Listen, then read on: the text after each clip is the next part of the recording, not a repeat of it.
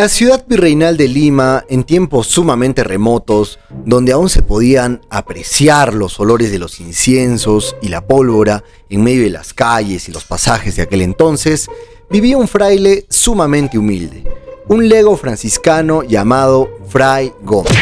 No tenía riquezas ni poder, no lo anhelaba tampoco ni lo necesitaba. También no tenía ningún tipo de título rimbombante.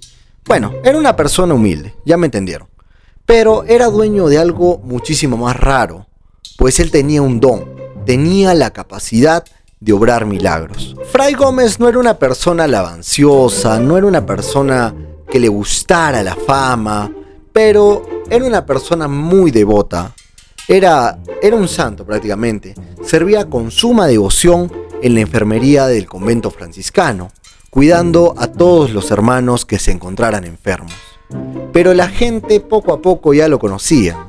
Decían que era capaz de curar sin ningún tipo de medicina, de hacer prodigios como quien respira. Se cuenta que un día, mientras Fray Gómez estaba caminando tranquilo por el puente de Lima, ocurrió el primero de sus milagros más recordados. Un caballo desbocado cruzó el puente como alma que lleva al diablo.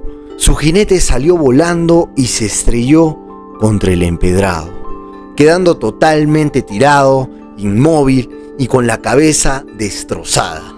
La sangre brotaba como una pileta de su boca y su nariz. La multitud se agolpó a su alrededor gritando: ¡se descalabró!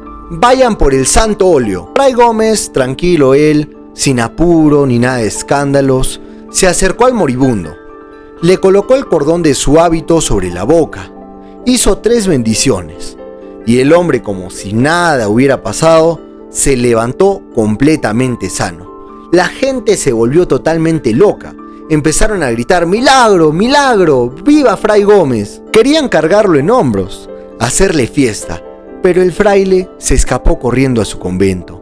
Hay algunos que aseguran que no corrió, sino que voló desde el puente hacia la torre del convento.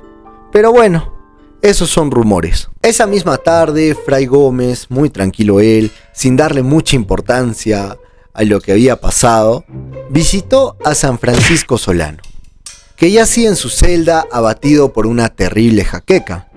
Con compasión, Fray Gómez se acercó y le recomendó comer algo. El santo, un poco harto de que las personas vinieran a su celda a insistirle que coma algo para recuperarse, le dijo a modo de excusa: solo comería con gusto un par de pejerreyes, y eso no hay porque no es temporada.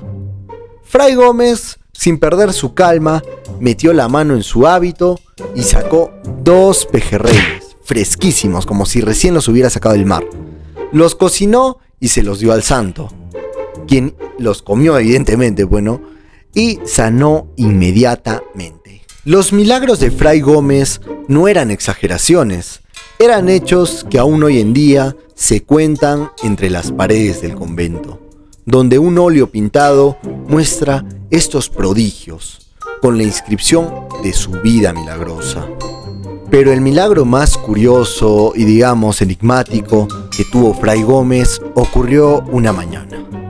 Cuando estaba tranquilo en su celda meditando, le llamaron suavemente a la puerta. «Deo gratias, alabado sea el Señor», dijo una voz desde fuera. Entró un hombre pobre, mal vestido, con un rostro de sufrimiento. Era un buhonero castellano que, cargado de familia y sin dinero, venía a pedir ayuda. Padre, necesito 500 duros para poder levantar mi negocio. Lo he intentado todo, pero nadie me presta. Anoche, en mi desesperación, pensé: ve con Fray Gómez, él encontrará la forma. Fray Gómez, como ya hemos mencionado, era una persona sumamente desprendida del mundo material. Sin tener ni un centavo, no lo despidió. Miró a su alrededor y en el marco de la ventana vio un alacrán caminando tranquilamente. Lo tomó con cuidado, lo envolvió en una hoja de papel viejo y se lo entregó al buhonero. Empeñe esta alhajita, pero no olvide devolverla en 6 meses. Cuando el buhonero abrió el envoltorio ante un usurero, el alacrán ya no era un simple insecto. Era una joya espléndida, una esmeralda como cuerpo, la cual estaba incrustada en oro, un grueso brillante como cabeza y 2 rubíes por ojos, un broche digno de una reina mora. El usurero, codicioso, le ofreció 2.000 duros, pero el hombre honesto solo pidió lo que necesitaba, los 500. Con este dinero, el buhonero prosperó y 6 meses después cumplió su palabra. Devolvió la joya envuelta en el mismo papel. Fray Gómez tomó el alacrán y lo puso sobre el alféizar de la ventana. Le echó una bendición. Animalito de Dios, sigue tu camino. Y así como si nada, el milagro se deshizo, como si nada hubiera ocurrido. La vida de Fray Gómez transcurrió milagro tras milagro y Ricardo Palma, con esta tradición, nos recuerda que lo sobrenatural, y en este caso lo divino, no siempre se encuentra en los templos ni en las grandes catedrales, sino en algo mucho más importante, el corazón.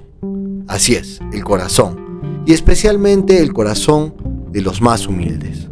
El alacrán de Fray Gómez es una tradición que combina elementos de la cultura popular, la religiosidad y el costumbrismo peruano, utilizando el milagro como un recurso literario.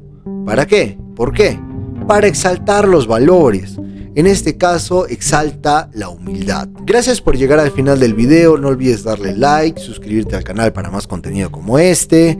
Y cuéntanos, ¿qué otras tradiciones conoces?